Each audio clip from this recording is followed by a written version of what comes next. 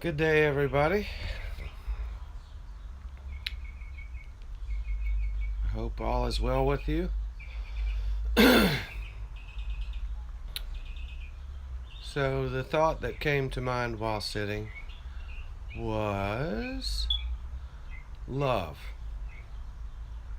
We all know that word, and we all have different ideas of what that word means.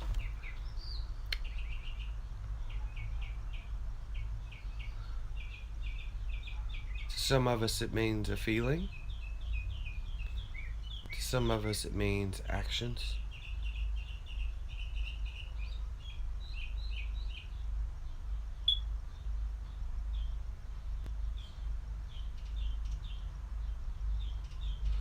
I would say, however, if love were a substance,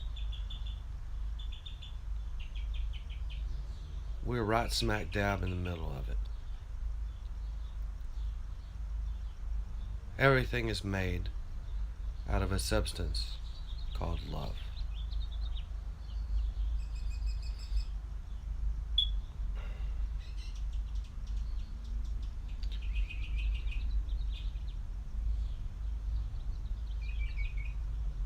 Most of the time, I find this in my own life, um, and I see this in other lives. What we consider to be love is an ego attachment. Um, is it good or bad or right or wrong? Nah, it's none of that. Just the most common form of love is, what can you do for me? And the less common form of love is, what can I do for you?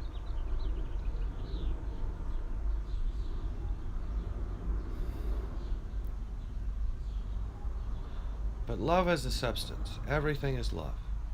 Everything is love.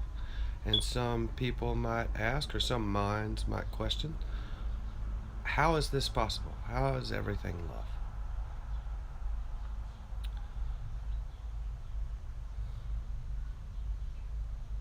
When there's so much suffering um, and evil in the world, how is everything love? When life is so difficult sometimes, stressful, how is everything love?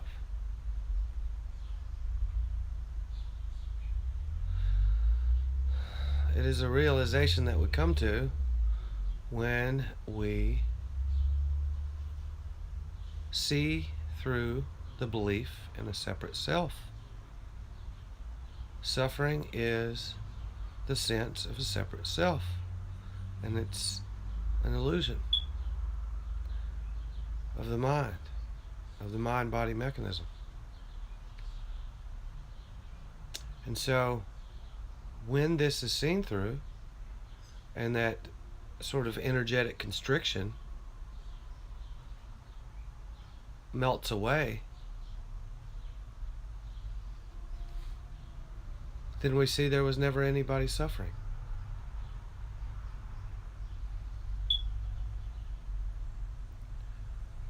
That there was never really any wrong done by me from somebody, or to somebody by me.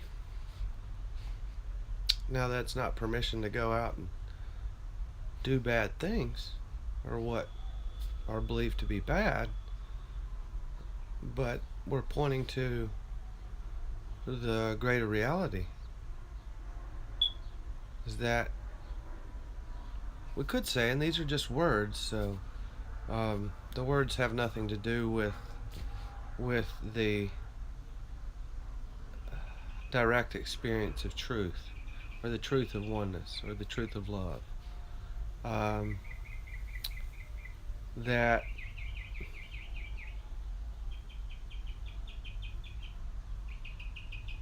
whatever's going on here, nobody really knows what's going on here. And those who, you know, shout out that they do are usually the furthest away from knowing what's going on here.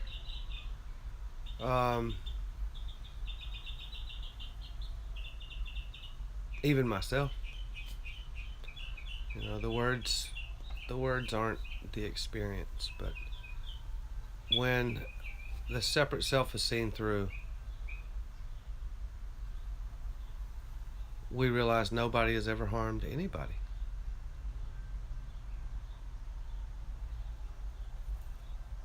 Nor have I or you ever been harmed. The harm comes from the story we tell ourselves about the forms and the circumstances that are happening around us. It's the story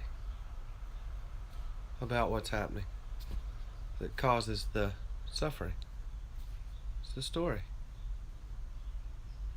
And the story has nothing to do with reality. The only real threat to us as a form or as a human is something that physically threatens us. Physically. Like can take my life. And that's assured. I will not be here forever. There's a great pleasure in knowing that.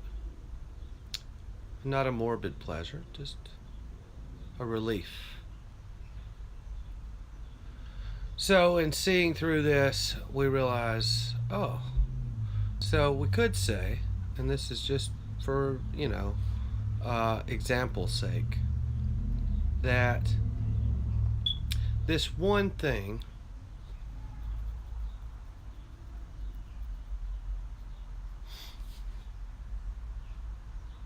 loves itself so much that it would never put itself in any real harm's way. In fact, can never actually be harmed. Only the appearance of harm. Only the appearance of bad. Only the appearance of suffering.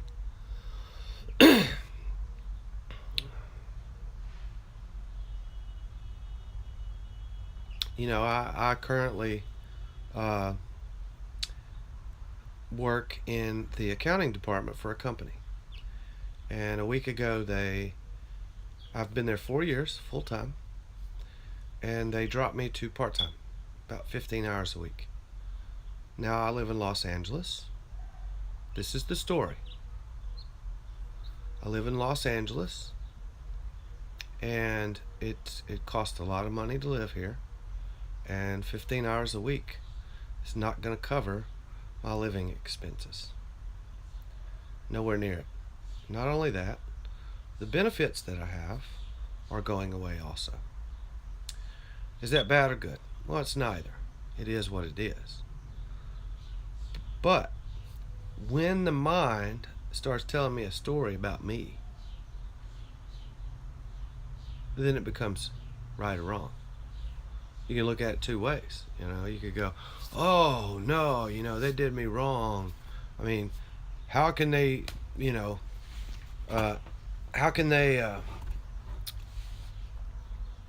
not understand that you can't live in Los Angeles off 15 hours a week? That's just, can't do that. And what do I do if I get sick or have a bad tooth or need to go to the dentist or the doctor or something like that? What do I do? In the mind, and that still happens here. But stories keep being told. I think the real question is who's telling them? Like, who's telling the stories? It's a really neat thing to figure out. Because I know it ain't me. It's fear. It's fear. It's fear perceiving threats where they don't exist. The other way of looking at it is, and this is kind of, good versus evil, good versus bad. I could say, wow, all these things in my life have lined up. I just paid a car payment, or I just paid my last car payment. And all these coincidences are happening, and it's like the universe is moving me toward where I need to be. And that's another story. Some people have really good storytellers up here that tell really nice things and good things, and some people have really bad storytellers that tell mean things. You know, it's and it's all it is dreaming while we're here, awake with our eyes open, supposedly. The mind keeps dreaming. That's what it does. It does it when I'm asleep, does it when I'm awake. Um, and then there's the place of just seeing the story for what it is, as a story. It has nothing to do with circumstances or reality. Because when that story is being told, there is emotion, instinct, or what we like to call suffering. Good or bad. I mean, you know, good or bad.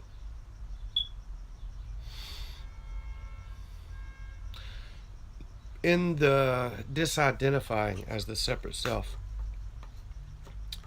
that doesn't mean that you become perfect, that, you know, you can elevate or do magic tricks or anything like that. It just means the load is lighter. That you're okay with whatever. You're okay with the mind telling good stories and bad stories. You're okay with the energetic happenings in here, the feelings. You're okay with whatever, you know, because you're surrendered to what is. You're okay with the circumstances that happen. You're okay with everything. Now, to the ego, that is really boring. To the separate sense of self, that is really boring. Contentment all the time, boring, right? Really boring. But if you have a storyteller like mine, I'd rather be bored. As far as I can tell, I could be wrong. I don't know anything really. It seems as though other people have mean little storytellers in between their ears too. I hear things like 70% of all women in the U.S. are on medication for anxiety and depression. And that's, you know, it's neither here nor there. It's not right or wrong. It just is what it is. But it says something. You go looking like the tribal countries or tribes, tribal people. And most of them, they're very happy. They don't get sick often. They don't have these psychological issues. They don't even see it that way. We start to categorize things and create a school of thought for it.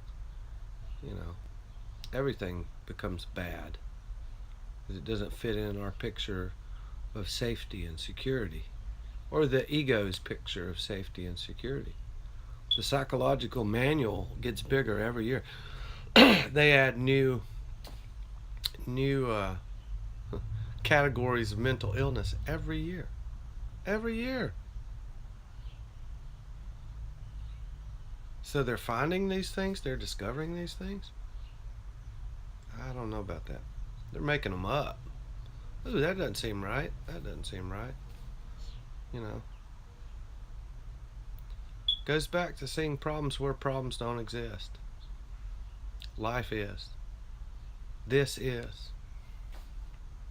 And it's okay. Beliefs, ideas, opinions, judgments, discriminations, I use this line a lot. Those aren't. They're not real. They're happening. They're not real. And when I give them substance, I suffer. When I identify as those things, I suffer.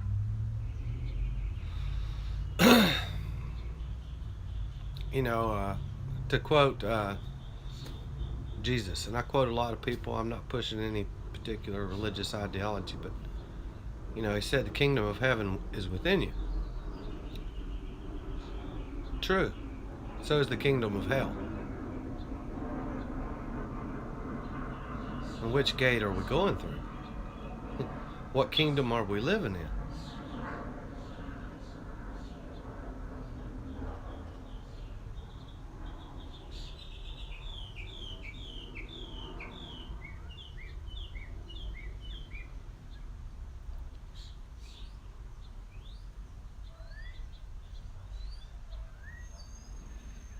When the self falls away and we can see clearly,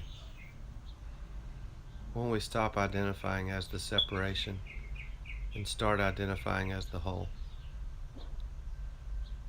then we will see that everything is love, not the feeling. Even though that's nice, the feeling's nice, it's not a bad thing, you know, not the actions of love. Those are nice too, not a bad thing. But everything is made of love. But nothing that we as humans or as separate mind-body mechanisms uh, can grasp until that thing falls away. And then you're just in it. You're in the substance of love, and it's always here. You know, and sometimes love is got a strong hand, and it just kind of, you know, kind of smacks you around. Sometimes love has a soft hand, a gentle hand. Um, but it's all love. When I was going through the awakening process, it's kind of like they say, you know, when you die, your life flashes before your eyes. And in the sense of seeing through the self, it's like dying, but you don't die physically. And your life flashes before your eyes. And during that, the understanding that I came to was that in my darkest moments, and not just my darkest moments, but in, you know, the people who seem to be the hardest to own me, or the meanest, or the cruelest, were actually the greatest acts of love possible. Maybe not from the individual perspective, but from the whole perspective. These are the greatest acts of love possible. You can't make a diamond without heat and pressure. Suffering is that heat and pressure. I could say it a lot of ways, and don't get caught on the words.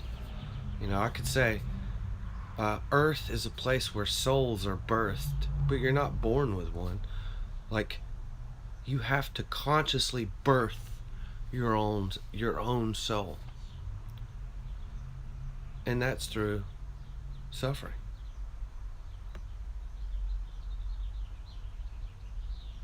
Suffering is what helps us and pulls us in the right direction to see clearly.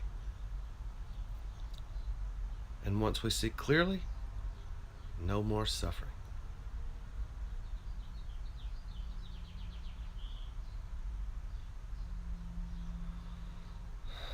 And then we can go live life. We can get our jobs dropped down on the hours. We can get another job. We can die. That's okay. We can love. We can laugh. We can do it all. It's just different. There's no real attachment to anything. You've heard that saying, if you love it, let it go. And if it comes back, it's true. Something like that. That doesn't seem to be the kind of love a lot of people I know have.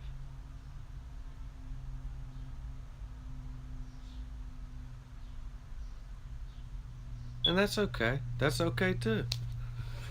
It's all okay. It's all okay. It's all love.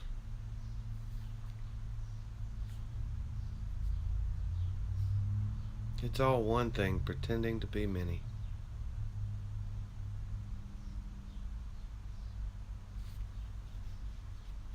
It's God convincing itself that it's a human, or a flower, or air.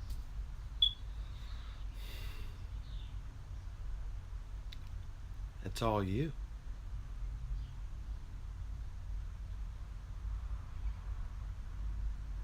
It's all you.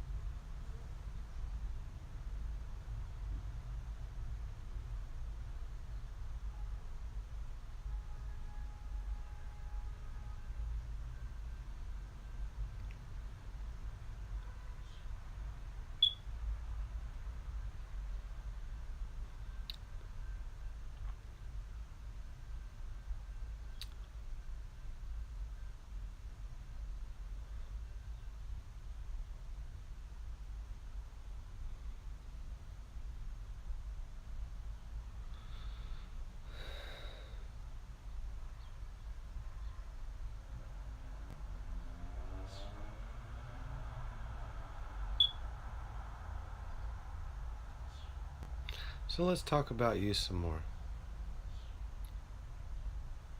You are already whole, already perfect. Nothing outside of you can add to you because everything is within you. You are infinite. You are precious.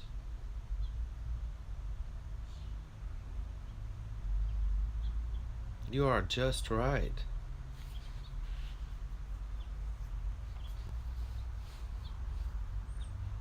Bad thoughts, good thoughts, and all. Bad feelings, good feelings, and all.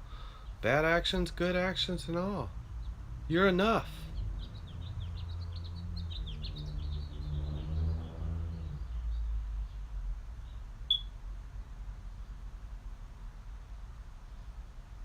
You are the truth. You are the light.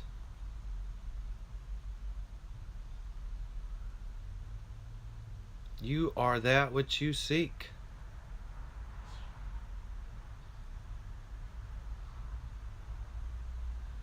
What you are can never be harmed, can never be imperfect. You are precious. You are strong. You are courage.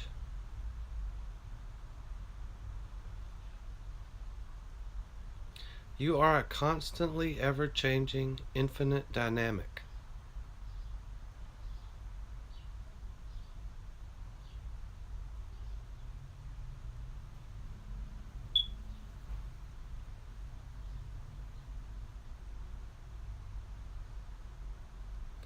You are glorious.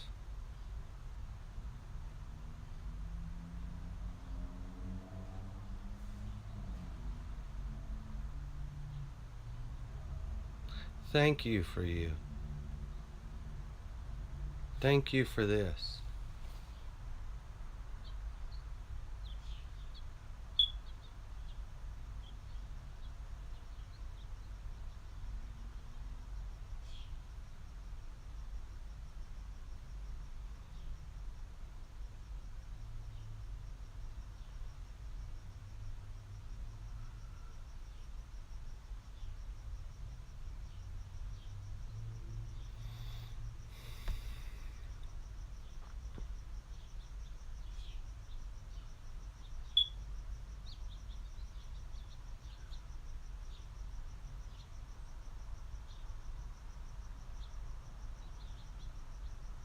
You don't need anyone else's confirmation of your perfection. You don't need anyone else's opinion of you, anyone else's validation. You don't need anyone else's love. You are love. Why would love need love?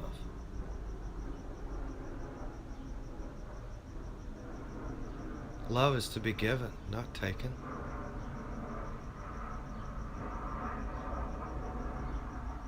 Give you in every way you can. Give you. And you already are perfectly. Always. In your beauty and your ugly. In your strong and your weak. In your light and your dark.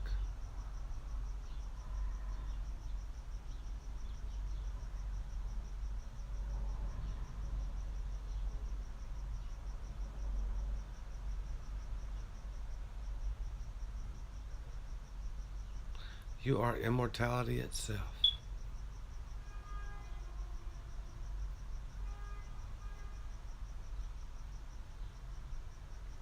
You are everything and no thing.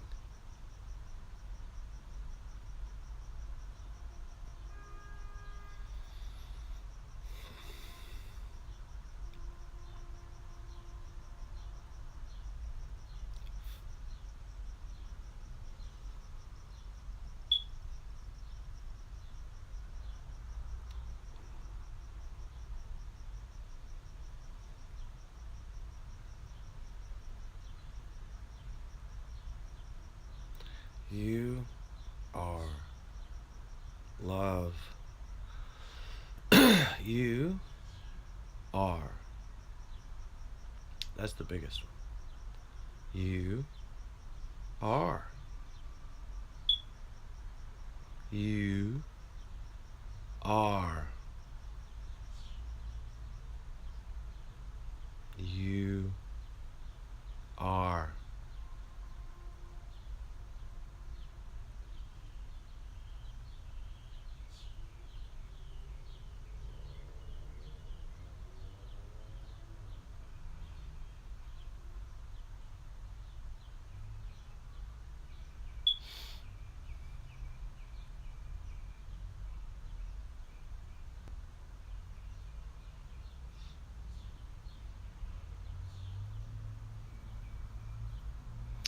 Well, guys, I appreciate your time. Thank you. Thank you for you. Thank you for this. Thank you for love. Thank you for truth. Thank you for freedom. Thank you for everything.